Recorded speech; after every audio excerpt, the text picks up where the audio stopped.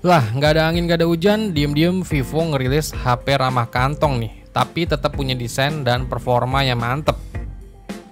Beritanya seakan ketutup gitu sama brand sebelah yang warna kuning itu loh, yang juga ikutan rilis HP terbarunya. Nama HP-nya itu adalah Vivo Y29. HP ini dibanderol mulai dari 2,4 juta rupiah. Chipsetnya pakai Snapdragon 685. Tapi kok ada yang aneh ya? Kok nggak yang varian 5G-nya yang dirilis? Karena di pasar perindavan yang dirilis itu yang Vivo Y29 5G. Ini mah ngelawak nggak sih? Jadi kalau yang Vivo Y29 5G ini hadir dengan sejumlah peningkatan nih. Peningkatan utamanya yaitu ada di bagian jeroannya. Karena smartphone ini dilengkapi dengan chipset yang tergolong baru, yaitu MediaTek Dimensity 6300. Chipset ini dirilis MediaTek di bulan April 2024 yang lalu ya. Yang jatuhnya ini adalah chipset buat smartphone kelas menengah. MediaTek Dimensity 6300 ini didesain dengan fabrikasi 6 nanometer. Chipset ini punya CPU dengan clock speed sampai 2,4 GHz dan GPU dari Mali G57 MC2.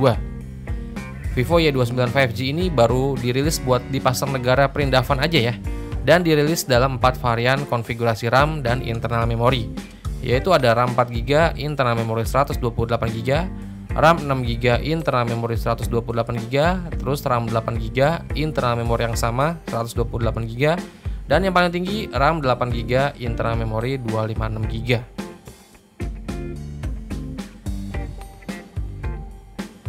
Kalau kalian ingat awal tahun lalu kan sebelumnya kan si Vivo merilis si Vivo Y28 5G. Itu masih dengan chipset dari Dimensity 6020 ya, yang didesain dengan fabrikasi 7 nanometer dan punya CPU dengan clock speed sampai 2,2 GHz. Jadi kalau di atas kertas yang baru ini kecepatan CPU-nya di Vivo Y29 5G ini jauh lebih kencang ya dan ngebut dari series pendahulunya. Terus peningkatan lainnya ada di bagian daya tahan baterainya nih, di mana Vivo Y29 5G kali ini dibekali baterai berkapasitas 5500 mAh. Kapasitasnya ini jauh lebih besar dari Vivo Y28 5G yang tahun kemarin ya, yang cuma di 5000 mAh. Dukungan fast chargingnya di Vivo Y29 5G ini juga udah ngebut, ada di 44 watt. Terus buat desainnya Vivo Y29 5G ini juga hadir dengan desain yang lebih kekinian nih. Layarnya ini dirancang punya punch hole alias lubang untuk menampung kamera depan. Bentukannya ini udah flat design ya, dan punya modul kamera belakang mirip kayak Vivo V29 series ya. Dan untuk warnanya tersedia dalam 3 opsi warna nih, yaitu ada warna diamond black, glacier blue, dan titanium gold. Terus bagian layarnya Vivo Y29 5G ini hadir dengan layar berpanel IPS LCD, ukurannya 6,68 inch, resolusinya HD+, kerapatan pixelnya 264 ppi dan refresh rate-nya ini udah di 120 Hz. Terus di bagian layarnya ada lubang punch hole untuk menampung kamera selfie atau kamera depan beresolusi 8 MP untuk menunjang aktivitas selfie dan panggilan video.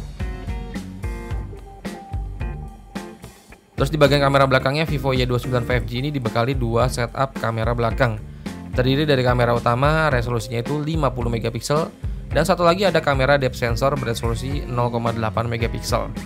Vivo juga menyertakan sejumlah mode penunjang foto dan video seperti night mode, portrait, panorama, dokumen, slow motion, time lapse, mode pro sampai live foto.